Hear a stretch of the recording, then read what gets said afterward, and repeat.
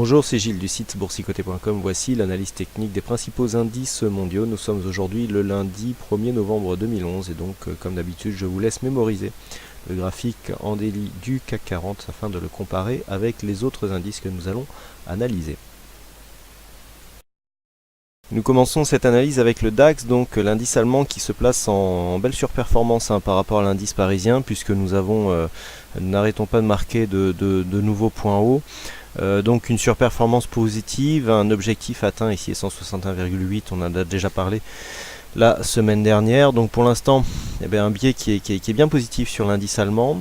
On continue à marquer des nouveaux plus hauts. Par contre, du point de vue de la configuration, on est vraiment ici dans une belle phase de hausse, puisqu'on voit ici des signaux de consolidation qui sont apparus dans un contexte suracheté du point de vue des oscillateurs, avec ce MACD ici qui se retourne, alors que nous avons ici une sortie de la dynamique, puisque le support a cédé. Il n'y a pas de phase de baisse, on n'a pas de biais baissier qui apparaît, alors que le MACD commence à faiblir. Donc on sait que ce genre de configuration dénote d'une grosse pression haussière, donc la pression haussière est toujours là. Quoi qu'il en soit, on a des volumes qui sont toujours équilibrés dans le sens d'une tendance haussière, une faible volatilité, ce qui favorise plutôt les biais haussiers. Donc pour l'instant, une surchauffe légère, mais pas de signal de retournement. Donc il faudra attendre pour que ce signal arrive et être vigilant quant à une possible mise en place d'une phase de consolidation. Alors, donc sur la suite de cette tendance, tant qu'on ne repasse pas ici sous 1943 points, on reste dans un biais haussier. Une rupture ici de cette zone nous placerait dans une possible phase de consolidation. Il est encore trop tôt pour tracer un retracement. On ne sait pas si ce point haut ici sera totalement significatif, mais a priori, sur une rupture ici de cette zone de point bas intermédiaire, on pourra avoir un signal de consolidation. Sur l'indice anglais, donc le FTSE, nous avons une configuration similaire à ce que nous avons sur le DAX, puisque nous avons ici une forte phase de hausse qui se place là aussi en surperformance par rapport à l'indice parisien. Nous avons une rupture de la dynamique primaire ici sur cette phase, donc pour l'instant on est dans une phase où il y a juste rupture de dynamique. On continue à marquer des points hauts significatifs. D'ailleurs cette résistance est maintenant plus significative sur ce point. On a tout de même ici un biais qui est fortement haussier. Nous avons là aussi un surachat relativement marqué, avec ici des oscillateurs donc pour le RSI qui vient d'en sortir suite à la bougie ici de retournement que nous avons. Stochastique, donc toujours en surachat. Et nous avons déjà eu un retournement du MACD qui est intervenu ici au moment de la sortie de la dynamique primaire. Donc là, on est potentiellement là aussi comme sur le DAX sur un possible début de consolidation, mais il n'y a pas pour l'instant de signal avéré.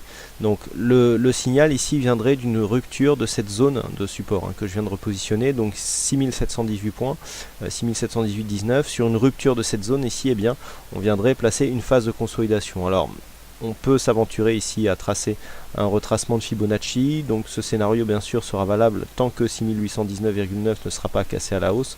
Sur une rupture des 6701 points, 23,6, vous voyez qu'on n'est pas loin ici du niveau que nous avions en visuel à 6718 points. Nous aurions un déclenchement donc d'un signal de baisse, donc de consolidation en direction de cette zone ici 6650, 6627 points, retracement donc ici zone intermédiaire horizontale et retracement à 38,2%. Mais tant que nous n'avons pas ici cassé cette zone, il n'y aura pas de signal de consolidation, donc un biais qui reste haussier sur l'indice anglais.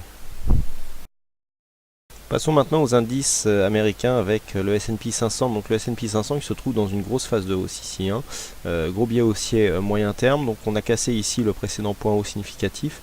On inscrit de nouveaux plus hauts, et tout ça se fait dans un contexte suracheté comme nous allons le voir dans quelques instants.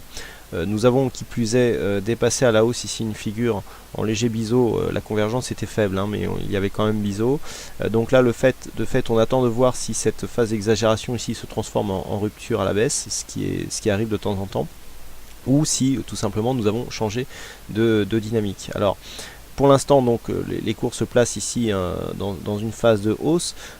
Toutefois, le contexte, donc comme je vous l'indiquais, est suracheté. On a un RSI ici qui est passé brièvement en surachat, le stochastique qui s'y trouve toujours, et on a un signal de retournement du point de vue du MACD qui n'est pas suivi sur les cours. Du point de vue des volumes, on a plutôt une prédominance des volumes sur les séances haussières, donc ce qui place ce mouvement dans une possible phase de continuité, puisque les volumes sont plutôt orientés à la hausse. Donc par contre, nous avons quand même un contexte assez suracheté. Donc si on trace ici le retracement de Fibonacci, et donc ce tracé sera valable tant que 1775,2 sera un point haut significatif, il y aura signal de consolidation ici sur une rupture des 1744 points, 1744 points qui correspond qui plus est à une zone ici intermédiaire de support. Donc sur cette zone ici des 1744, on pourra avoir un retracement ici jusqu'à 38,2% à 1726 points. Bien entendu, si 1775 était cassé à la hausse, il y aurait invalidation de ce scénario. Sur le Nasdaq, la tendance là aussi est bien haussière, mais peut-être encore plus dynamique que ce que nous avons sur le S&P 500, donc gros biais haussier de fond sur la tendance moyen terme. La rupture du trend ici est nette à la hausse, donc on vient exagérer ici sur un mouvement haussier. Du point de vue des indicateurs, donc nous avons un contexte aussi en surachat. Le RSI ici flirte avec sa zone de surachat et le stochastique est en surachat depuis un petit moment. Nous avons eu donc un signal de retournement ici du point de vue de MACD qui pour l'instant n'a pas été suivi.